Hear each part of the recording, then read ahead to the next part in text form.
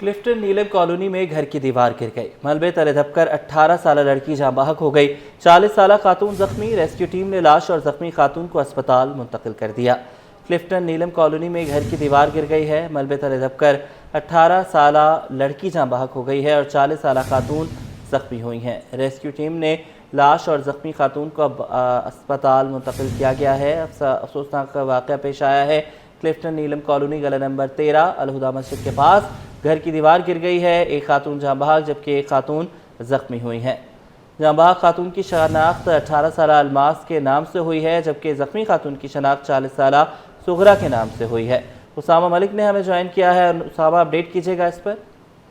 जी बिल्कुल अब्दुल्ला, देखिए मूसा, ये आपसे कुछ देर कबल जो है वो क्लिफ्टन नीलम कॉलोनी में एक घर की जो है वो दीवार गिरने से एक खातून जो है वो जाँ बहक हो गई जबकि एक खातून जो है वो जख्मी हुई है। जाँ बहक खातून की जो शनाख्त हुई है वो 18 साल अलमास वल्द अकमल के नाम से हुई है जबकि जख्मी खातून की शनाख्त जो है वो 40 साल सुगरा के नाम से हुई है। जाँ बहक और जख्मी को जो है वो जिला अस्पताल मुंतकिल कर दिया गया है। रेस्क्यू हुक्काम हमारे इस बात को कन्फर्म कर रहे हैं कि जो लड़की जाँ बहक हुई है 18 साल अलमास, उसकी जो है वो आज या कल जो है वो गुज़िश्ता रोज़ उसकी शादी थी और आज ये इंतहाई अफसोसनाक वाक़या पेश आया है और वो जो है वो जख्मों की ताप न लाते हुए जाँ बहक हो गई है। जी बहुत शुक्रिया, आपने हमें अपडेट किया।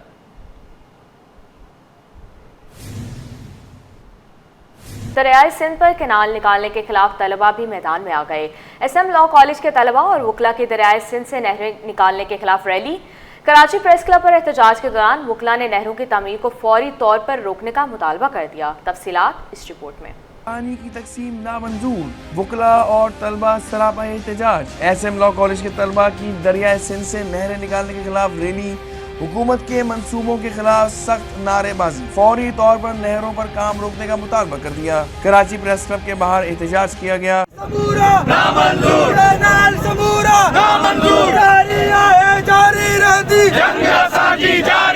सदर कराची बार एसोसिएशन आमिर नवाज वड़ाइश का कहना था कि दरियाए सिंध से नहरें निकालने के खिलाफ एहतजाज कर रहे हैं। नए कैनाल से सिंध बंजर हो जाएगा। आप ये देख सकते हैं कि खाली यहाँ पे नहीं, हमारे पूरे सिंध में लोग जाग चुके हुए हैं। पूरे सिंध में जितने भी तुलबा हैं वो जाग चुके हुए हैं और सब इस टाइम पे अपना जो है अपना मुतालबा लेके खड़े हुए हैं और उन सब का सिर्फ एक ही मुतालबा है कि ये जो 6 कैनाल्स हैं इनको फौरी तौर पे बंद किया जाए, क्योंकि ये जो 6 कैनाल्स हैं ये सिंध का की कातिल कैनाल्स हैं। इनकी वजह से सिंध का पानी ख़त्म हो जाएगा, सिंध की ज़मीनें बंजर हो जाएंगी। एहतजाज में शरीक वकला ने मुतालबा किया कि नहरों का काम फौरी तौर पर रोका जाए। बसूरत दीगर एहतजाज का दायरा वसी किया जाएगा। कैनाल बना रहे हैं, इन कैनाल बनने से सिंध का सारा पानी खत्म हो जाएगा, सिंध का जर खत्म हो जाएगा, लोगों की बड़ी नकल मकानी होगी और इकोसिस्टम तबाह हो जाएगा। दरिया समंदर पे पहले से 50 लाख एकड़ जमीन बर्बाद हो चुकी है। देखें, कराची बार एसोसिएशन ने ये जैसे ही पहले लेटर निकला था 6 कैनाल का, तो फिलफोर कराची बार एसोसिएशन ने लॉयर्स कन्वेंशन जो है कॉल किया था। पूरे सिंध के वकला वहाँ इकट्ठे हुए थे और वहाँ पे यही ऐलान हुआ था कि ये जो कैनाल हैं इनको फिलफोर जो है रद्द किया जाए। एहतजाज की क़यादत करने वाले SM लॉ कॉलेज के तलबा ने कहा कि अगर कैनालों में काम न रोका गया तो सिंध भर में एहतजाज की तहरीक चलाई जाएगी। कैमरामैन वाहिद खान के साथ Mir Cairo, city 21। Defence phase 7 में मुबैना पुलिस मुकाबले में 2 डाकू जख्मी हालत में गिरफ्तार कर लिए गए। सिटी पुलिस ने भारी मिकदार में शराब बरामद करके एक मुलजिम धर लिया। तमूरिया की हदूद में पुलिस मुकाबले में जख्मी डाकू दौरान इलाज हलाक हो गया जबकि मुख्तलिफ हादसात और वाक़यात में 3 अफराद जख्मी हो गए। तफसीलात अनुषा जाफरी की। कराची पुलिस जुराइम पेशा नासिर की सरकोबी के लिए सरगर्म रात गए 2 जख्मियों समेत 4 मुलजिमान को हथकड़ियां लगा दी। डिस्ट्रिक्ट सिटी पुलिस ने शराब सप्लायर के खिलाफ बड़ी कार्रवाई की, जिस दौरान एक मुलजिम को गिरफ्तार करके भारी मिकदार में शराब बरामद कर ली गई। पुलिस के मुताबिक मुलजिम संजय अनिल शहर के मुख्तलिफ इलाकों में शराब सप्लाई करता था। छापे के दौरान 20 थैलों में 400 बोतलें बरामद की। शहर कायद में अनोखी वारदात। नाजमाबाद अंडरपास में 25 फरवरी को लगाई गई 15 टन लाइट्स चोरी कर ली गई। मुकदमा नाजमाबाद थाने में दर्ज। लाइट्स ना होने से हादसात का खदशा पैदा हो गया। मजीद बताएंगे उसामा मलिक जो इस वक्त अंडरपास पर मौजूद हैं। जी जी बिल्कुल, शहर कायद में जो है वो पहले पेडिस्ट्रियन ब्रिज से लोहा चोरी किया जाता था, पुलों से जो है वो उसकी रेलिंग्स काटी जाती थी, लेकिन इस वक्त नाजमाबाद अंडरपास के जो है वो नए टनल बल्ब लगाए गए थे जिस वक्त तादाद जो है वो 15 थी और उनको चंद दिनों में जो है वो चोरी कर लिया गया है। इस वक्त मैं आपको नाजमाबाद अंडरपास से ही रिपोर्ट कर रहा हूँ। ये वो अंडरपास है जो कि साइड एरिया से लियाकताबाद को टच करता है। एक बड़ा मेन अंडरपास है और इस वक्त इसमें शदीद अंधेरा है, जिसके बायस जो है वो कोई हादसा भी हो सकते हैं। चोरी का मुकदमा जो है वो KMC अफसर की मदय्यत में नाज़िमाबाद थाने में दर्ज कर लिया गया है, जिसके मुताबिक 25 फरवरी को जो है 15 टनल बल्ब जो है वो ब्रिज में लगाए गए थे अंडरपास में, और वो चंद दिनों बाद ही चोरी हो गए हैं। जब उसकी इंस्पेक्शन के लिए आए तो एक भी टनल बल्ब जो है वो यहाँ पर मौजूद नहीं था। यानी शाहिदीन बताते हैं कि आसपास के जो दीगर भी लोग हैं वो नशक के आदी अफराद पहले भी तार वगैरह काट चुके हैं, लेकिन पुलिस का बताना है कि दोनों जानिब जो है ब्रिज के अंडरपास के दोनों जानिब CCTV कैमरे मौजूद नहीं हैं, जबकि ये जो वारदात हुई है ये बिजली की जो गाड़ी होती है मुमकिन तौर पर उसको लगाकर ये वारदात की गई है, क्योंकि सीढ़ी वगैरह से ये वारदात करना इतना आसान नहीं है, क्योंकि जो इसकी अंडरपास की हाइट है वो 25 फीट है। इतनी आसानी से चोरी नहीं हो सकती। आसपास के जो लोग हैं उनके बयानात कलमबंद किए जा रहे हैं और तमाम पहलू से जो है तफ्तीश की जा रही है, जबकि पुलिस का बताना है कि इससे कबल भी जो नशे के आदी अफराद हैं वो आसपास के तारों को काट चुके हैं, जबकि एक बोर्ड भी जो है वो यहाँ से गिरा था और उसको भी चोरी कर लिया गया था। मुकदमा दर्ज कर लिया गया है, लेकिन ये इंतहाई अनोखी वारदात हुई है कि सारे जो टनल के बल्ब हैं वो चोरी कर लिए गए हैं। अब पुलिस जो है वो तफ्तीश कर रही है। तालीमी इदारों के सरबराहों की तकर्रुरी के खिलाफ दरख्वास्त पर समाअत।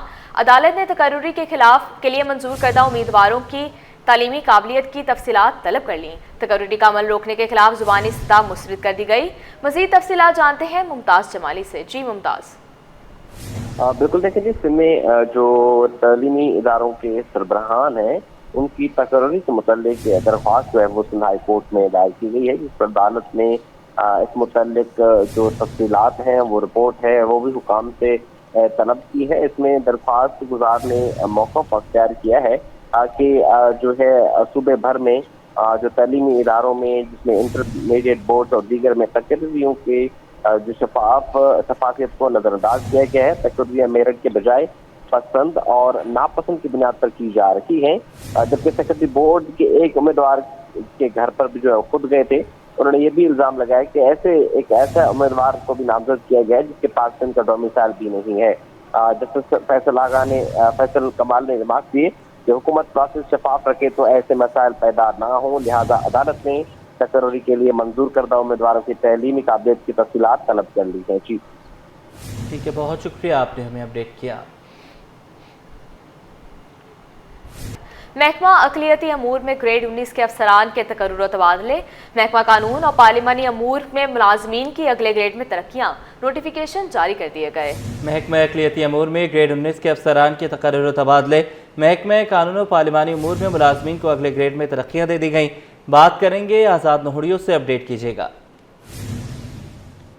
जी बिल्कुल, सिंध सरकार ने मुख्तलिफ महकमों में अफसरान के तकर्रुर तबादले करने के साथ साथ महकमा कानून और इंसाफ में जो है छोटे ग्रेड के मुलाजमिन को अगले ग्रेड में तरक्कियाँ दे दी है। इस हवाले से महकमा सर्विसेज एडमिनिस्ट्रेशन व कोऑर्डिनेशन जानब से जारी करदा नोटिफिकेशन है के मुताबिक जो है डायरेक्टर महकमा बराए अक़लियती उमूर महेश लाल दोदानी का तबादला करके उनको एडिशनल सेक्रेटरी महकमा बराए मदनियात तैनात कर दिया गया है, जबकि एडिशनल सेक्रेटरी महकमा बराए अक़लियती उमूर मोहम्मद असलम खुशो का तबादला करके उनको डायरेक्टर महकमा बराए अक़लियती उमूर तैनात कर दिया गया है, जबकि एडिशनल सेक्रेटरी महकमा बराए अक़लियती उमूर का इजाफी चार्ज भी मोहम्मद असलम खुशो के सुपुर्द कर दिया गया है। इस हवाले से महकमा सर्विसेज जनरल एडमिनिस्ट्रेशन व कोऑर्डिनेशन ने नोटिफिकेशन भी जारी कर दिया है, जबकि महकमा कानून इंसाफ व पार्लियामानी उमूर में मुलाजमिन को अगले ग्रेड में तरक्कियाँ दे दी गई हैं। तरक्कियाँ 11 से 14 और 14 से 16 ग्रेड में दे दी गई है। जूनियर क्लर्क को सीनियर क्लर्क के ओहदों पर तरक्कियाँ दे दी गई, जबकि 11 से 14 ग्रेड में तरक्कियाँ पाने वालों में नवीद खान, मोहम्मद जमील, माजिद हुसैन, मोहम्मद मूसा, शाहिद हुसैन, अरसलान रजा, शहजाद को भी तरक्की दे दी गई, जबकि तारिक अजीज, आबिद हुसैन, मुजम्मल, इमरान अली गदारो, असगर अली, इसके अलावा अनवर खालिद अहमद को भी 14 ग्रेड में तरक्की दे दी गई, जबकि 14 ग्रेड में 3 जो है स्किल स्टेनोग्राफर को 16 ग्रेड में सीनियर स्किल स्टेनोग्राफर के ओहदों पर तरक्कियाँ दे दी गई है। तरक्कियाँ पाने वालों में निजामुद्दीन अब्बासी, सज्जाद अहमद और इरफान जुनेजो शामिल है। इस हवाले से भी महकमा कानून इंसाफ व पार्लियामानी उमूर ने बाकायदा तौर पर नोटिफिकेशन 2 अलग-अलग से जारी कर दिए। जी मोहम्मद मुसा। ठीक है, बहुत शुक्रिया आज़ाद नहुड़ियों, आपने हमें अपडेट किया। सरकारी फंड्स में खुर्द-बुर्द का इल्ज़ाम, डिप्टी डायरेक्टर महकमा लाइफ स्टॉक जब्त में। डिप्टी डायरेक्टर लाइफ स्टॉक के खिलाफ एंटी करप्शन एस्टेब्लिशमेंट की तहकीकात। Deputy director rice and cotton research ठट्ठा 18 मार्च को रिकॉर्ड समेत तलब। बात करेंगे आजिज जमाली से, अपडेट कीजिएगा। जी देखिए, ये महकमे लाइव स्टॉक का डिप्टी डायरेक्टर है। इस पर करप्शन का इल्जाम है। ये डिप्टी लाइव स्टॉक का डिप्टी डायरेक्टर खिप्ता रीजन है। एंटी करप्शन एस्टेब्लिशमेंट ने इसके खिलाफ तहकीकात शुरू कर दी है और इसको 18 मार्च को रिकॉर्ड केस में तलब किया है, यहाँ इंक्वायरी नंबर 2 कराची में। और इनको लिखा गया है, एक खत लिखा गया है डीजी ज़रई शोबा जो है महकमा लाइव स्टॉक का, उसको लिखा गया है कि 18 मार्च को ये जो डिप्टी डायरेक्टर है इंक्वायरी के सामने पेश हों और साल 2022 से 2024 तक का जो बजट रिकॉर्ड है वो भी अपने साथ लाए, तमाम टीकों की कोटेशन और जारी रकूम का जो रिकॉर्ड है वो भी पेश किया जाए, ठेकेदारों को दिए गए चेक्स का रिकॉर्ड भी पेश किया गया है, जानवरों को फराहम करदा जो अद्वियात हैं, वैक्सीनेशन उसका रिकॉर्ड भी जो है पेश किया जाए। ये खत लिखा गया है महकमा एंटी करप्शन के जानिब से डायरेक्टर जनरल ज़रई रिसर्च को। अब इस खत के बाद 18 मार्च को देखना यह है कि ये जो डिप्टी डायरेक्टर हैं जिन पे करप्शन, बदलवानियों और करोड़ों रुपए के खुद का इल्ज़ाम है, ये पेश होते हैं या नहीं। जी ठीक है, बहुत शुक्रिया, आपने हमें अपडेट किया। वाटर कॉर्पोरेशन महकमा एंटी थेफ्ट के इंचार्ज तब्दील। जमीलुद्दीन के support incharge anti theft cell की इजाफी जिम्मेदारी। जहीर शेख को मली डिवीजन के एग्जीक्यूटिव इंजीनियर का चार्ज मिल गया। सलीम रजा से मली वाटर डिस्ट्रीब्यूशन की जिम्मेदारी वापस ले ली गई। मजीद तफसीलात जानते हैं एहसन अब्बासी से। जी एहसन, बताइएगा। जी बिल्कुल, एमडी वाटर कॉर्पोरेशन की जानिब से मेयर कराची की हिदायत पर ट्रांसफर पोस्टिंग की गई है, जिसमें इंचार्ज एंटी थेफ्ट सेल को जो है वो ओहदे से हटाया गया है और मली डिवीजन के वाटर डिस्ट्रीब्यूशन का चार्ज जो है वो ज़हीर अहमद शेख को दिया गया है, जो इंचार्ज एंटी थेफ्ट सेल की जिम्मेदारियां अदा कर रहे थे। सब सॉइल के एग्जीक्यूटिव इंजीनियर हैं 17 ग्रेड के जमीलुद्दीन, उनको सब सॉइल के साथ साथ जो है इजाफी चार्ज एंटी थेफ्ट सेल के इंचार्ज ऑफिसर का सौंप दिया गया है। साथ साथ सलीम रजा सुमरो जो कि मली डिवीजन में वाटर डिस्ट्रीब्यूशन की जिम्मेदारियां अदा कर रहे थे, उनको HRD रिपोर्ट करने के अहकाम जारी किए गए हैं। ठीक है, बहुत शुक्रिया, आपने हमें अपडेट किया। सिंध गवर्नमेंट अस्पताल लियाकताबाद का जदीद ट्रॉमा सेंटर और इमरजेंसी वार्ड 1 साल बाद भी फाल नहीं हो सका, जबकि सिटी स्कैन मशीन भी बंद है, जिसकी वजह से शदीद जख्मी मरीजों को दीगर अस्पतालों में भेजा जाता है। मज़ीद जानेंगे इब्राहिम रिंद से, बताइएगा।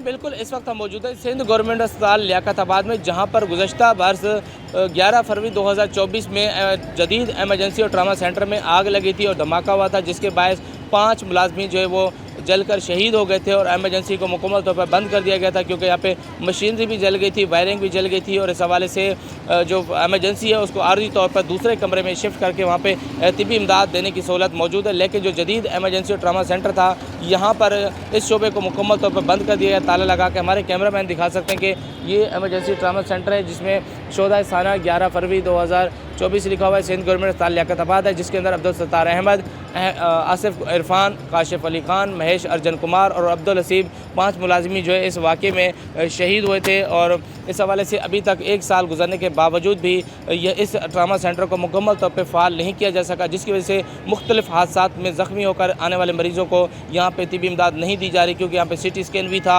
और दीगर रेडियोलॉजी डिपार्टमेंट भी था। लेकिन यहाँ पर शोबा बंद होने की वजह से यहाँ से मरीज़ों को दीगर अस्पतालों में रेफ़र करने का सिलसिला जारी है। और ये लियाकताबाद अस्पताल जो है लालू खेत, 3 हट्टी, नॉर्थ नाज़िमाबाद, आयशा मंजर, वाटर पम्प और मुल्हका इलाकों को जो वो कवर करता है। तो इस हवाले से हमारी बात हुई अस्पताल के MS डॉक्टर अतीक कुरैशी से, तो उनका भी ये कहना था कि उन्होंने आला हुकाम को ख़त लिख दिया है। उनकी जानिब से जैसे तरक्याती काम मुकम्मल होगा तो जदीद एमरजेंसी और ट्रामा सेंटर को मुकम्मल तौर पर फ़ाल किया जा सकेगा, जिसके बाद यहाँ पर आने वाले मरीज़ों को भी ज़्यादा से ज़्यादा सहूलियात मुयसर हो सकेंगी। चीनी की कीमत आसमान को छूने लगी। होलसेल में चीनी एक हफ्ते में 6 रुपये महंगी होकर 163 रुपये किलो पर पहुंच गई। दुकानदार कहते हैं चीनी महंगी होने की वजह गन्ने की पैदावार मुतासिर होना है। मज़ीद जानते हैं हमारे नुमाइंदे वसीम इफ्तिखार से। आज बिल्कुल शहर कायद में हम देख रहे हैं कि रमज़ान मुबारक में चीनी की कीमतें जो है वो आसमान से बातें करने लगी हैं। चीनी की जो होलसेल कीमत है उसमें मज़ीद जो है वो इजाफा देखने में आ रहा है। 6 रुपये महंगी होने के बाद चीनी की जो होलसेल फ़ी किलो कीमत है वो 163 रुपये किलो पर पहुंच गई है। इस वक्त मैं मौजूद हूँ शहाबुद्दीन मार्केट में। यहाँ पे जो दुकानदार हैं जानते हैं क्या वजूहत है चीनी 163 रुपये किलो तक पे पहुँच गई है, वजूहत क्या सामने आई है? वजूहत कुछ नहीं है, बस ये इस साल जो गन्ने का सुन रहे हैं कि ख़राब हुआ है और मिल ऑनर को गन्ना 550-600 रुपये मन ख़रीदना पड़ा है, जिसकी वजह से ये महंगाई हुई है। वरना तमाम चीज़ों पे रेट कम हुए हैं, दालों पे रेट कम हुए हैं, चने पे रेट कम हुए हैं, मगर ये शुगर का ऐसा है कि ये गन्ने की वजह से इसका रेट बढ़ा है और कोई मसला नहीं है। तो अभी फ़ी किलो क्या हिसाब आप चीनी बेच रहे हैं, यानी कि होलसेल में कितने की पड़ी है आपको?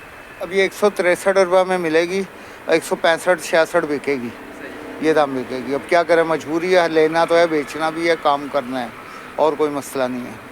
और भी लोगों से बात करने की कोशिश करते हैं। चीनी महंगी हो गई है, 163 रुपये किलो पर पहुंच गई रमज़ान मुबारक में, और रमज़ान में तो चीनी का जो इस्तेमाल है वो बढ़ जाता है, शरबत में इस्तेमाल होती है, दीगर खाने पीने के शेयर में इस्तेमाल होती है। क्या कहेंगे सवाल? इसके बारे में मुझे नहीं मालूम भाई, ना मुझे पता है इस चीज़ के बारे में। लेकिन चीनी महंगी हो गई है। चीनी महंगी हो चुकी है, काफ़ी हद से महंगी हुई है। पिछले इतनी महंगी नहीं है जितनी अब महंगी हो गई है, समझे। ये हुकूमत को चाहिए ना इसको देखना क्या है क्या नहीं है। बाद में कहते हैं कि हमने वहाँ से चीनी बरामद की, वहाँ से बरामद की, पर सस्ता कोई नहीं करता, सस्ता कोई नहीं करता। जी बिल्कुल, शहरी भी शिकवा कर रहे हैं कि चीनी की कीमतों में इजाफा देखने में आ रहा है गुज़श्ता साल के मुकाबले में, जिसकी वजह से मुश्किलात का सामना करना पड़ रहा है। जबकि दुकानदार भी परेशान है। दुकानदार का कहना है कि 163 रुपये किलो पर पहुँच गई है, और इसके साथ साथ इनका ये कहना है कि इस बार जो है वो गन्ने की फसल ख़राब हुई है, जिसकी वजह से चीनी की कीमतों में हम देख रहे हैं कि ना सिर्फ इजाफा देखने में आ रहा है, बल्कि ये भी जो है वो मुश्किलात का सामना करना पड़ रहा है शहरियों को महंगे दामों चीनी दस्तयाब है। जी, महंगाई की ही बात करेंगे। शहर कायद में सब्जियों की कीमतें भी आसमान से बातें कर रही हैं। आज भी सरकारी और बाजारी कीमतों में वाज़ेह फ़र्क है। सब्जियां किस कीमत पर फ़रोख्त की जा रही हैं, जान लेते हैं रिमशा इस्माइल से, जो इस वक्त सदर की सब्ज़ी मंडी में मौजूद हैं। बताइएगा। जी बिल्कुल, माह रमज़ान के आगाज़ के बाद ही हम देख रहे हैं कि शहर में जो है वो मुनाफाखोर सरगर्म हो चुके हैं, और महंगी दामों जो है वो सब्ज़ियाँ फ़रोख्त की जा रही हैं। आज भी जो है सरकारी और बाज़ारी जो कीमत है उसमें काफ़ी फ़र्क है, और कमिश्नर कराची के जो रेट लिस्ट के मुताबिक जो है वो सब्ज़ियाँ फ़रोख्त नहीं की जा रही। इस वक्त अगर हम बात करें आलू की, तो आलू की सरकारी कीमत इस वक्त 52 रुपये है, जबकि हम देख रहे हैं कि यहाँ पर 100 रुपये फ़रोख्त की जा रही है। जबकि प्याज की सरकारी कीमत 58 के बजाय यहाँ पर 80 रुपये में फ़रोख्त किया जा रहा है। इसके साथ अगर हम भिंडी की बात करें तो भिंडी जो है इस वक्त 173 के बजाय जो है वो 300 में फ़रोख्त की जा रही है। लहसुन की सरकारी कीमत इस वक्त जो है वो 345 रुपये है, जबकि यहाँ पर हम देख रहे हैं कि बाज़ारों में 600 रुपये में फ़रोख्त किया जा रहा है। इसी तरह अगर हम बात करें शिमला मिर्च की, तो शिमला मिर्च की सरकारी कीमत इस वक्त 115 रुपये है, जबकि हम देख रहे हैं कि बाज़ार में ये 200 में फ़रोख्त की जा रही है। लेमन की अगर हम बात करें तो लीमू जो है इस वक्त 460 के बजाय जो है वो 800 तक पहुँच चुका है।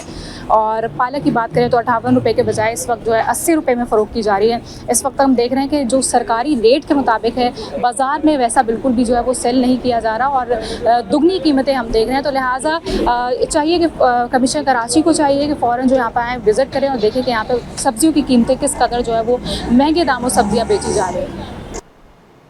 के इलेक्ट्रिक सार्फिन को सहूलत फराहम करने के लिए मुतहर्रिक। के इलेक्ट्रिक का मार्जिन क्वार्टर्स के मुकाम पर रात के औकात में सहूलत कैंप। सैकड़ों अफराद ने आसान अदायगियों से फ़ायदा उठाया। कैंप में 35 से ज़ायद अफराद ने नए मीटर्स के लिए दरख्वास्तें दी। मज़ीद जानते हैं वसीम इफ्तिखार से। के इलेक्ट्रिक सार्फिन को सहूलत फराहम करने के लिए मुतहर्रिक है, और इस ज़मीन में के इलेक्ट्रिक की जानिब से मार्जिन क्वार्टर के मुकाम पर रात के औकात में सहूलत कैंप जो है वो लगाया गया, जिसमें सैकड़ों अफराद ने कैंप के जरिए आसान अदायगियों से फ़ायदा उठाया। उसके साथ साथ कैंप में 35 से ज़्यादा अफराद ने नए मीटर्स के लिए दरख्वास्तें भी जमा कराईं। रात के औकात में कैंप के इनेकाद का जो है वो मकसद ये है कि रोज़ेदारों को सहूलत फराहम करना है, ताकि रोज़ेदार जो है वो दिन के औकात में जो मौसम की शिद्दत है उससे बच सकें। तो यही वजह है कि रोज़ेदार रात में भी बिजली से मुतालिक सहूलतों से फ़ायदा उठा सकें। इसी मकसद के लिए इलेक्ट्रिक की जानिब से जो है वो कैंप लगाया गया है, जबकि रात के औकात में कैंप का इनेकाद मुख्तलिफ मुकामात पर जारी रहेगा। जी ठीक है, बहुत शुक्रिया, आपने हमें अपडेट किया। स्टॉक मार्केट में कारोबारी हफ्ते के दौरान مثبت रुझान रहा। एक हफ्ते में 100 इंडेक्स में 1147 पॉइंट्स का इजाफा रिकॉर्ड किया गया। इंडेक्स 1,14,998 की सतह पर बंद। 100 इंडेक्स की हफ्तावार बुलंद तरीन सतह 1,14,721 रही। इंडेक्स की हफ्तावार कम तरीन सतह 1,11,717 रही। बात करेंगे ब्यूरो चीफ अशरफ खान से, अपडेट कीजिएगा। जी देखा जाए अहम माशी अदद-ओ-शुमार आ रहे हैं, साथ ही IMF की टीम जो पाकिस्तान का जायजा ले रही है मुस्बत सिमत में जा रही है, जिसके ऊपर सरमायाकार जो है शेयर की खरीदारी दिखाई दिए हैं। और यहाँ पे एक हफ्ते में 100 इंडेक्स में 1147 पॉइंट का इजाफा रिकॉर्ड किया गया। इंडेक्स एक हफ्ते में 1.42% इजाफे से 1,14,398 पर बंद हुआ है। और रिपोर्ट के मुताबिक 100 इंडेक्स की हफ्तावार बुलंद तरीन सतह 1,14,721 और कम तरीन सतह 1,11,717 रही है। स्टॉक माहिरीन का कहना है कि IMF की टीम के साथ जायजा दुरुस्त में जाने और साथ ही अहम माशी अदद-ओ-शुमार की सपोर्ट की वजह से शेयर की खरीदारी देखी जा रही है। साथ ही एक हफ्ते में 91 अरब रुपए मालियत के 1,45 करोड़ शेयर के सौदे किए गए और शेयर की कीमत बढ़ने पर मार्केट कैपिटलाइजेशन 144 अरब रुपए इजाफे के बाद 14,125 अरब रुपए से तजावज कर गई है। जी ठीक है, बहुत शुक्रिया आपने हमें अपडेट किया।